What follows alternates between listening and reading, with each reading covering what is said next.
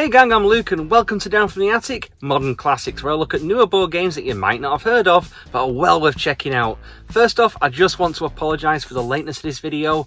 My British subscribers will back me up on this in saying that Britain's had a bit of a heat wave recently, and I took a temperature check up in the attic, and it was 42 degrees up here. Yeah, and that's Celsius. Yeah, really hot. But thankfully the rain's come, it's cooled everything down and I can once again breathe up here. So I'd probably best get a review done. And we're looking at a really good game today. With Raiders of the Lost Ark being 40 years old this year and all the filming work going on in Glasgow at the moment for Indiana Jones 5, I felt it appropriate to look at a game that's full of looting temples and dangerous booby traps. This episode we're looking at The Adventurers, Temple of Chac. Let's get this thing down and have a look at it. First off, box art. There's a lot going on here and it captures the frantic and fast pace of the game. Wild and wacky characters, a thundering boulder chasing after you, and treasures. I really like the art style in this game. Contents, and there's a fair amount here. There's the board, 12 adventurers, 2 temple walls, this boulder, this bridge with 5 loose planks, lava tiles, temple tiles, treasure cards, lava treasure cards, waterfall treasure cards, the black treasure card, and your character stats cards. Presentation. The board is chock full of personality and details, and it really sells the idea of being in a forgotten ruin in a far-flung jungle.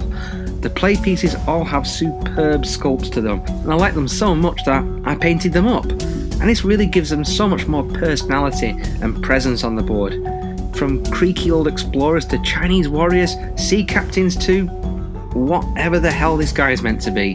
There's a fantastic amount of variety with these play pieces, and the characters have some unique abilities that come into action whilst playing. In the game, the adventurers have found the legendary Temple of Chac, a lost civilization that was filled with riches. You enter the temple to find your fortune and glory, but the temple has booby traps and deadly tricks around every corner. Will you make it out alive, or will your own greed claim you? Setup. Every player chooses 2 explorers. Yep, you heard right, 2. This is a game for up to 6 players.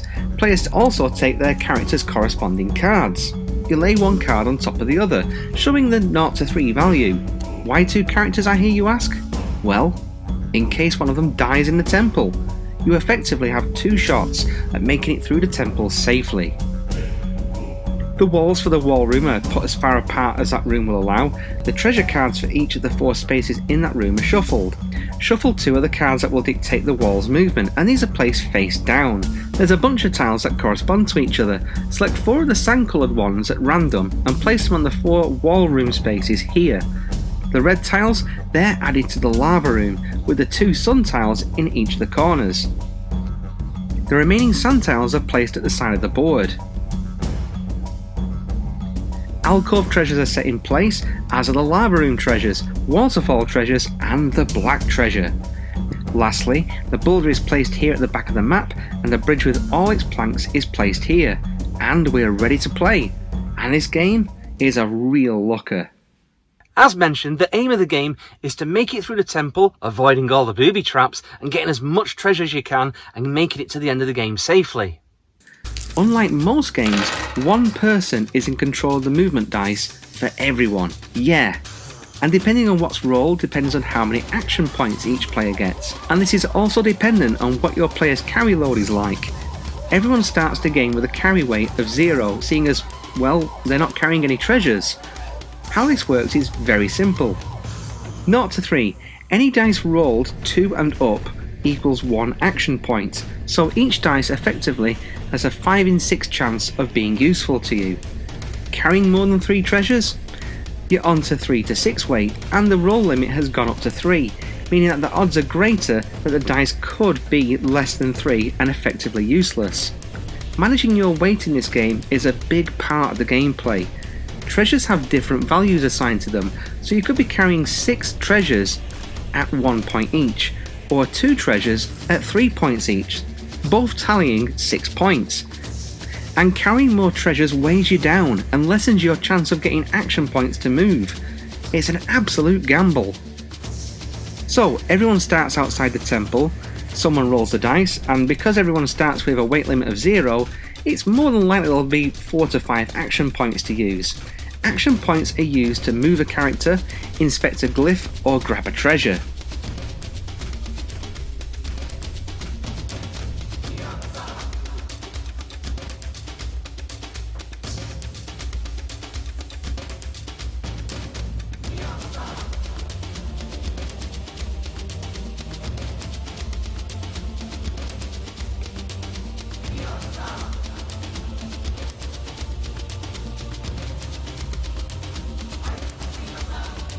So having more action points means more chances to move and loot. But this temple isn't without its dangers, and you're going to find out just how dangerous this place is after everyone has had their first turn. Once everyone's had a chance to move, loot and examine the glyphs, the traps on the board are activated. Starting with the moving walls, 3 of their movement cards are drawn, and these will dictate if the walls will stay or move in on you. And you really don't want to get crushed. In true Indiana Jones fashion, there's a giant boulder hurtling towards you. After the players have had 3 turns each, 3 movement dice are rolled, and any over 3 move the boulder along the track. But it gets worse. Each subsequent turn adds another dice until you're rolling with all 5. So this boulder picks up speed fast. You absolutely need to keep ahead of it. As mentioned, heroes can move, pick up treasures and look at glyphs, and the glyphs are in the moving wall room. These 4 glyphs correspond to the tiles laid out in the lava room. You're given 5 seconds to stare at the glyph, and it's up to you to remember it. Because the glyphs tell you which of the 4 tiles are booby trapped. So what do you do here? Do you move without looking at the glyphs? Loot for treasure? Study the glyphs to help you in the future whilst putting you in danger of the moving walls or the boulder squishing you? These are all things to consider. Being greedy or even too cautious can find the walls closing in on you and that boulder moving dangerously close. You need to weigh up your options. If you survive the first room, you're into the corridor, and once into the lava chamber, the unsteady floor is revealed. You have the option here of keeping on the track where the boulder is rolling, or hopping across the stones in the lava room. The corridor is the safest route, sure, but the longest around, and, well, that boulder is going to be chasing you the whole time. Along the walls of the corridor are opportunities to grab more treasure. You need to get a 3, a 4 and a 5 on dice rolls, but more treasure is more weight, and this can slow you down.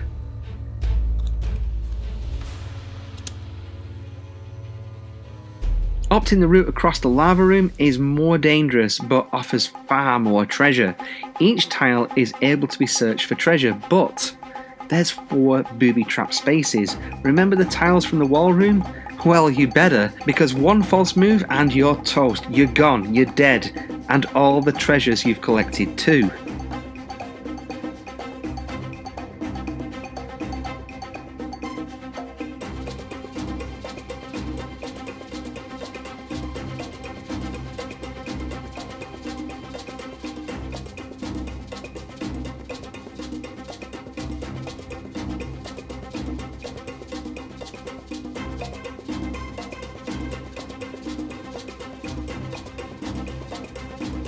However, all is not lost.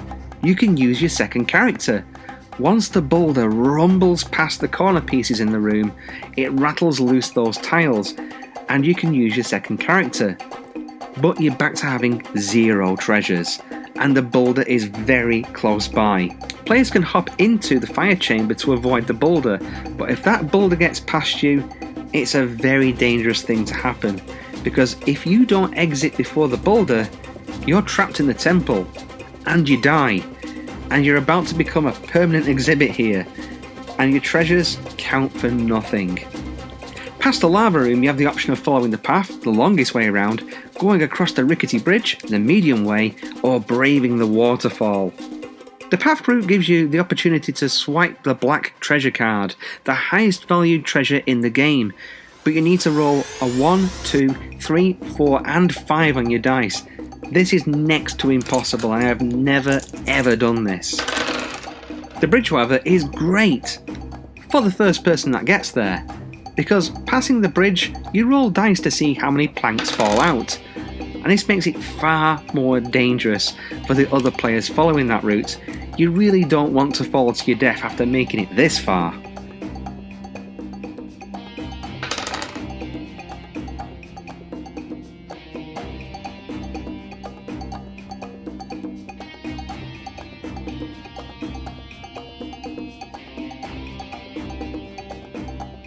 But the river and the waterfall, this is perhaps where I've failed so frequently in this game.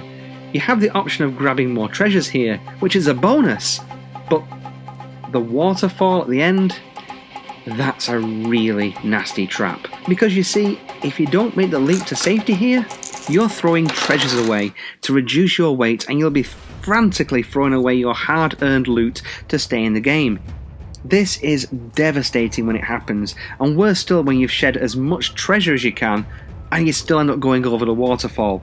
It's just such bad luck. Make it to the exit and you're home free. Tot up the scores of who survived and the most points wins the game. I mentioned before that characters have special moves that they can execute once in a game. These abilities are assigned to your character from the start and can't be picked and changed, so you kinda need to know what character you're picking from the start. Characters can move one step ahead to avoid danger, or move diagonally. Certain characters have the ability to carry more loot, roll again on dice rolls. There's a lot to keep you in the game here, and knowing when to execute your ability is important. So, final thoughts on the adventurers? I really like this game. It's a real gamble, and it's down to your own greed and luck how you're going to fare inside the temple. The temptation is great to grab every single last bit of treasure you pass, and of course that's how you're going to win the game, but too much treasure is going to weigh you down, give you less action points, and leave you really vulnerable. And death in this game and dying, that's kind of down to the player's choices as well. I mean, not inspecting the glyphs and running across the lava room is a really stupid thing to do. You know, same thing as well as picking up treasures whilst a boulder's looming over your shoulder, or trying to run across the bridge knowing there's only one plank left. This is all player choice. Yeah, there's an element of luck to it as well. You know, dice rolls will affect how far the boulder moves, the cards will dictate how the walls move in that room, but again, it's all down to player choice and how you react to those things.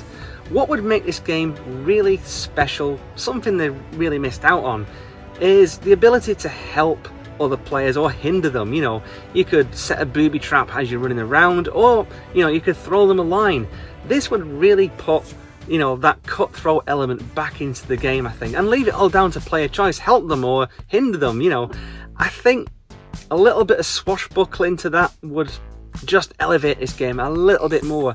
It's really fun as it is, but I think, yeah, a bit of vindictiveness or camaraderie might even help. You know, I think something like that would really elevate this game just that little bit further. And again, it's probably something you could house rule.